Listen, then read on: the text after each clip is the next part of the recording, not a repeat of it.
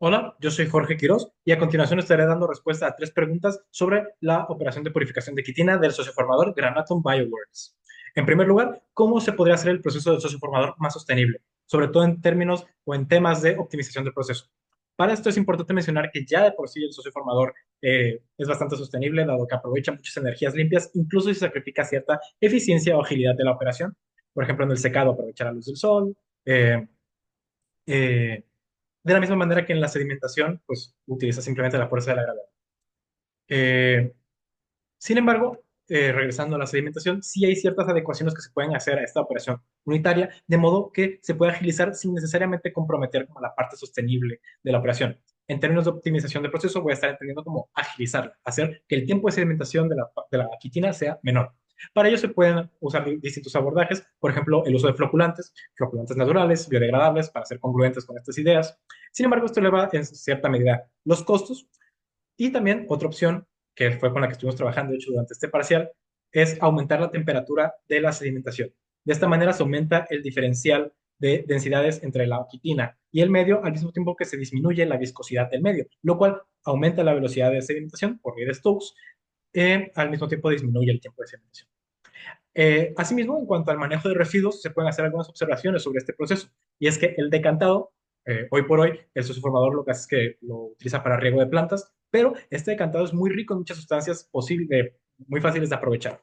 Por ejemplo, es rico en minerales como calcio, los cuales se pueden utilizar para suplementos alimenticios, en un pigmento antioxidante que se encuentra en las cáscaras de camarón, que es la astaxantina, también de alto valor comercial, en proteasas de interés industrial, en hidrolizados de proteína que se pueden utilizar como suplemento y en ácido láctico que se utiliza tanto en la industria biotecnológica como en la alimentaria. Ahora, la segunda pregunta es, ¿cómo se puede utilizar el modelado y simulación de procesos para informar las decisiones de dimensionamiento y cuáles son las entradas y salidas clave de estos modelos? Bien, un modelado por definición pues es una predicción basada sobre todo con datos empíricos. No es rudimentaria, pero sí es como muy práctica. Justamente uno de los grandes problemas del dimensionamiento es como poder visualizar una operación más grande, dado que el comportamiento de un fenómeno no es lineal al tamaño de la operación.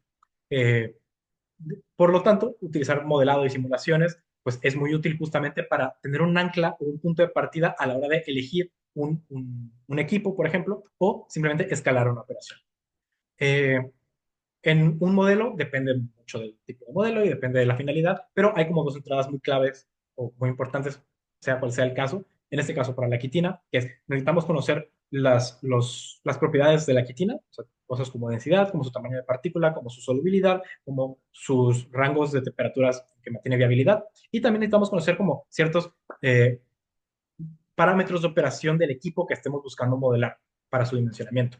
Por ejemplo, el caso de una centrífuga tubular, que es el que yo voy a estar utilizando, necesitamos conocer como su velocidad angular máxima, sus flujos volumétricos mínimos y máximos, así como sus radios internos. Un posible ejemplo de cómo se puede utilizar el modelado para dimensionar una centrífuga es, por ejemplo, se puede modelar, perdón, en la trayectoria de proyectil de las partículas de quitina al entrar a la centrífuga. Eso es muy importante porque es crucial empatar los tiempos de residencia con los tiempos de sedimentación de las partículas, de modo que se asegure la centrifugación correcta. Por último, ¿cuáles son algunas de las posibles aplicaciones de la quitina y las ventajas específicas de este material frente a otros y sobre otros polisacáridos? En un trabajo de revisión de Dave y colaboradores se mencionan muchos de los campos de aplicación de la quitina. Por ejemplo, en la medicina se utiliza como cicatrizante, también se utiliza como para hacer biotejidos, bueno, tejidos como sintéticos y para el encapsulamiento de fármacos para su posterior administración. En bioremediación también tiene participaciones interesantes. Por ejemplo, se puede utilizar para remover tintes de cuerpos de agua contaminados, por ejemplo, por la industria textil, que sabemos que es un problema muy grave. Y en la agricultura, que es justamente el enfoque que le da Granatum, en la agricultura se puede utilizar tanto como bioestimulante para promover el crecimiento de los cultivos, como elicitor, que es un tipo de molécula que activa la defensa el sistema inmune de las plantas, de modo que están más preparadas para responder a patógenos, por ejemplo. También se utiliza, por ejemplo, para inhibir el crecimiento de organismos no benéficos en el suelo. Las ventajas de la quitina vienen de su abundancia. Es el segundo polisacárido más abundante en toda la naturaleza, después de la celulosa, y además es biodegradable, es biocompatible, es hipoalergénico, tiene muchas ventajas y muchas particularidades. Además, de que, una vez más, es muy abundante y proviene normalmente de fuentes que se desperdician como residuos de la industria del camarón. Eso es todo, muchas gracias.